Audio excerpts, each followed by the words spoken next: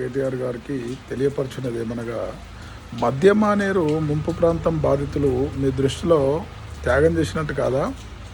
చింతమడకలో నివసిస్తున్న ప్రజలే త్యాగం చేసినట్ట? ఏమయ్యా కేసీఆర్, ఇదేంది పద్ధతి? సర్వస్వం కోల్పోయిన మాకు నష్టపరిహారాల్లో కోత విధించినావు, ఇవ్వాల్సింది ఇవ్వలేదు. ఇప్పటి వరకు 5 లక్షల రూపాయలు ఇస్తా ఇంటికి అని చెప్పి, ఇల్లు కట్టుకున్న వాళ్ళకి ఇస్తా అని చెప్పి హామీ తప్పేసినావు. చింతమడక ఏం చేసింది బాబు?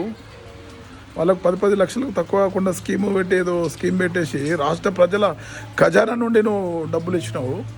నీ సొంత ఫామ్ హౌస్లో పండించిన పంటకు సంబంధించిన డబ్బులా వాళ్ళకు సాయం చేసినాయి? తెలంగాణ రాష్ట్ర ప్రజలు కట్టిన పన్నే కదా చింతమడకకు నువ్వు సాయం చేసి. చింతమడక ఒకటేనా తెలంగాణలో భాగం? తెలంగాణనైనా చింతమడక అంటే వేరే గ్రామాలు లేవా? ముంపు ప్రాంతం బాధితులు కూడా బాధితులు కదా మీ దృష్టిలో? చీర్లవంచకు సంబంధించిన నిర్వాసితుడిగా నేను మాట్లాడుతున్నా. 6-16 ఇల్లు నాది. 35% కోత విధించారు. 1,15,000 రూపాయలు కట్ చేసారు నష్టపరిహారంలో భాగంగా. ఇంకా చాలామందికి 669, 672 ఇంటికి గెజెట్ చేయలేదు పాపం వాళ్ళ కుటుంబానికి. ఏందా ఇది? బంగారు తెలంగాణలో భాగం ఇదేనా? నీ చింతమడకనేనా నీకు ఓట్లేసి గెలిపిస్తుందా? వేరే వాళ్ళు ఓట్లేసి మిమ్మల్ని అడుక్కోవాలా ఇప్పుడు? చీర్లవంచ ముంపు, మద్యమానేరు ముంపు ప్రాంతం బాధితులకు ఖచ్చితంగా తొందరగా న్యాయం చేయి. లేకపోతే మాత్రం మీకు ఇబ్బందులు తప్పవు.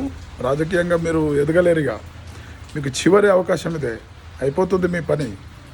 ఇలా మాట ఇల్చుకుంటే తప్పితే ఏమవుతుంది? ప్రజల ఆగ్రహానికి గురవుతారు. రాబోయే ఎలక్షన్లలో ఘోరమైన ఓటమి పాలవుతారు. తస్మాత్ జాగ్రత్త టీఆర్ఎస్ ప్రభుత్వం. కళ్ళు తెరవండి ఇప్పటికైనా. మద్యమానేరు ముంపు ప్రాంతం బాధితులకు న్యాయం చేయండి. ఓకేనా?